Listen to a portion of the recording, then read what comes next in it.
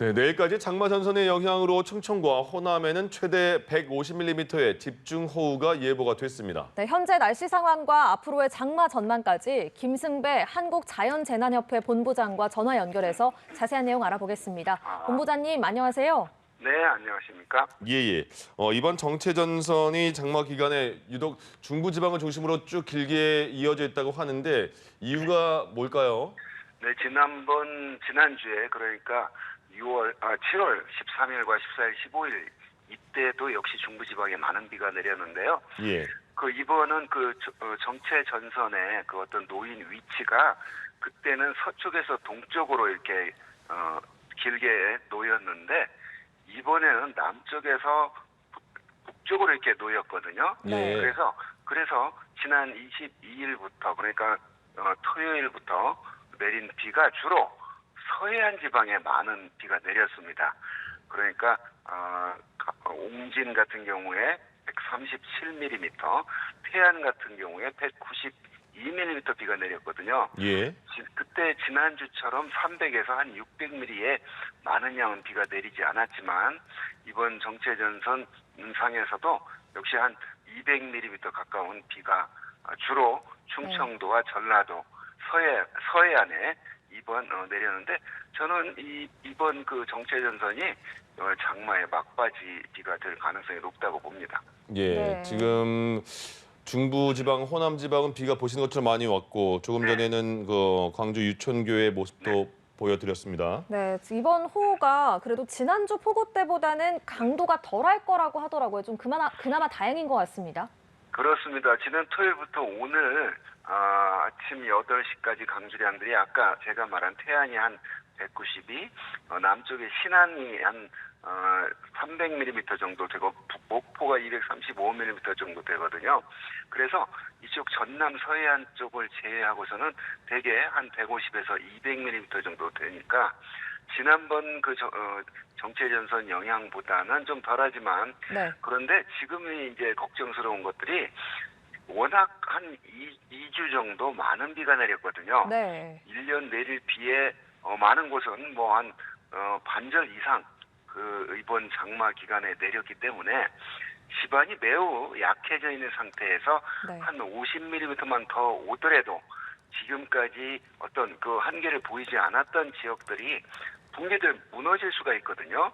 이번에도 지금 낡은 주택들이 무너지고 이런 피해를 봤지 않습니까? 자, 이런 면에서 나머지 비가 완전히 그칠 때까지는 특히 이 전라남도 지금 현재 호우 경보가 내려진 곳들이 전라북도와 전라남도 서쪽 서해안 쪽입니다. 예. 네. 이번 오송 지하차도 참사로 많은 분들, 특히 운전하시는 분들이 지하차도 지나갈 때 조심해야 좀 많이 들었을 것 같습니다. 그래도 한 번 더 어떻게 해야 되는지 당부의 말씀 부탁드릴게요. 네, 비가 많이 온다는 정보가 요즘은 뭐 라디오나 어디 정보를 접하는 건 아주 요즘은 누구나 다 그런 정보를 접합니다. 단지 이번 사건을 보면서도 정보를 접하면서도 이제 거기에 대한 우리 어떤 그 당국의 대응들 때문에 그런데요. 이번 오송 같은 경우는 인근에 지하차도가 문제가 아니라 인근에 임시 제방이 터졌거든요. 그런 불운이 이제 겹쳤기 때문인데, 예. 자, 이번을 계기로 지하차도 지날 때 지하차도에 어떤 물이 차 있을 때 이미 들어간 상태거든요.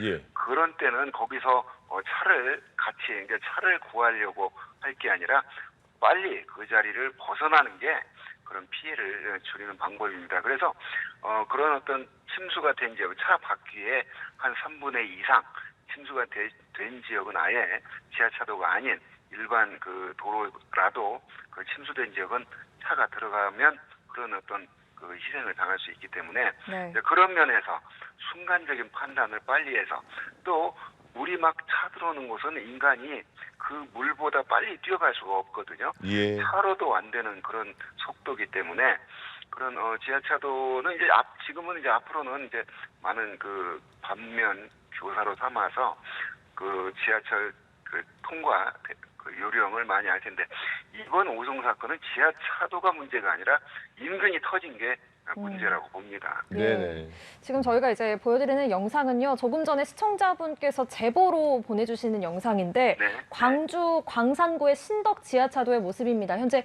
통행 금지 팻말이 놓여져 있습니다. 통행이 네네. 통제가 되고 있는 상황이고요. 네. 또 이제 보여드린 또 화면은 앞서 장덕 습지의 모습, 네. 예, 지금 장덕 습지의 모습 보고 계십니다. 장록 습지입니다. 예, 장록 습지의 모습 보고 계십니다. 네, 본부장님 말씀하신 것처럼 지금 지반이 너무 약해져 있기 때문에 적은 비가 내린다고 해도 이게 산사태로 이어지지 않을까 걱정이 큽니다. 그렇습니다. 네. 지금 산사태 위험지수 심각 단계 발령이 돼 있거든요. 뭐냐면 토양이 그 물을 많이 머금고 있다는 얘기거든요. 산림 토양 함수 지수라는 게 있는데, 자, 그런 걸 근거로 지금 산사태 위험 심각 경보가 내려져 있습니다. 그래서 산을 최근에 개발한 지역들에 있는 분들 이런 곳에서는 각별히 신경을 써야 됩니다. 그러니까 인간의 손이 탄 곳들이 산이 무너지는 그 사고가 많이 나거든요. 그런 면에서 그런 발생 가능성이 있는 지역들은 역시 특히 밤에는 그 지역에서 벗어나 인근에 그 친척집이나 지인 집에 가서 있는 게 그런 피해를 예방하는 근본적인 방법이기도 하는데, 예.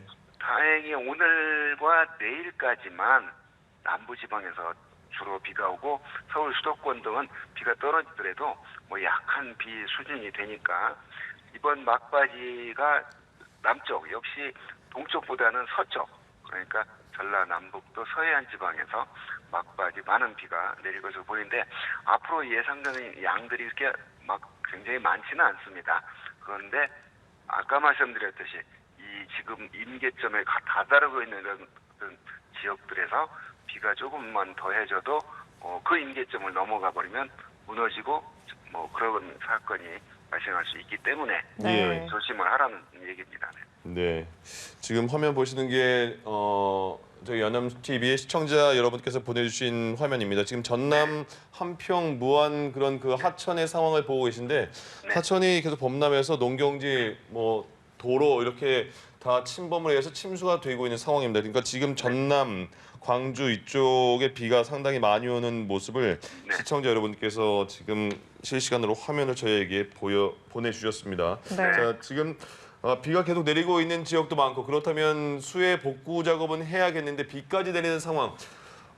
비가 오는 중에 복구 작업할 때 좀 조심해야 할 점은 뭐가 있을까요? 그렇습니다. 지금 지난 토요일부터 오늘까지 가장 많이 온 지역이 전라남도, 무안, 신안, 함평, 목포 지역이거든요. 예. 또 오늘 그러니까 우리 전국에서 비가 가장 많이 예상되는 곳들이 또 그 지역이거든요. 네. 그래서 그 지역에서는 이제 비가 많이 내리고 있기 때문에 복구 작업을 비 오는데 지금 할 수는 없을 것 같고요. 예.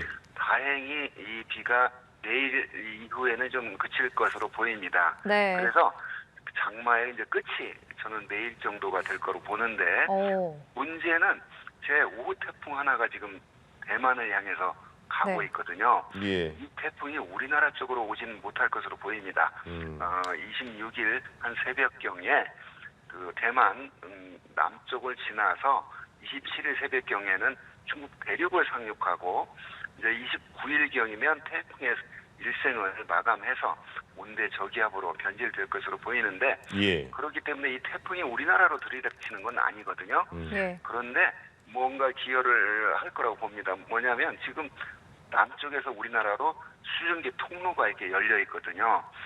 그 수증기들이 통하는 길이 열려 있는데 예. 그쪽으로 이 태풍이 또 많은 양의 수증기를 공급해서 지금 약해지는 그 정체 전선을 활성을 시키지 않을까 이제 우려가 되는데 현재 상황으로서는 그 중국 대륙에서 약해지고 우리나라한테는 그렇게 큰 직접적인 영향은 주지 않을 걸로 보이기 때문에 그 복구 작업하는 데는 26일 이후 이제 무더위 속에 들어가는데 또 이 비는 안 오지만 이제 폭염이 또 복구 작업에 장애물이 될 텐데요. 그러니까요. 그러나 하여튼 비가 그친다는 면에서는 다행이라고 생각을 합니다. 네, 이게 비도 참 걱정이지만 더 걱정인 게 비가 그치고 난 뒤에 무더위가 또 걱정이 됩니다. 지구촌 곳곳이 지금 이례적인 폭염 현상으로 고통을 받고 있는데요. 우리나라도 이렇게 경험하지 못한 폭염이 장마 끝나고 찾아오게 될까요? 그렇습니다. 이제 경험하지 못한 폭염이라는 게 2018년 여름에 나타난 그런 폭염보다 더 더우면 경험하지 못한 폭염이라고 말할 수 있겠는데요.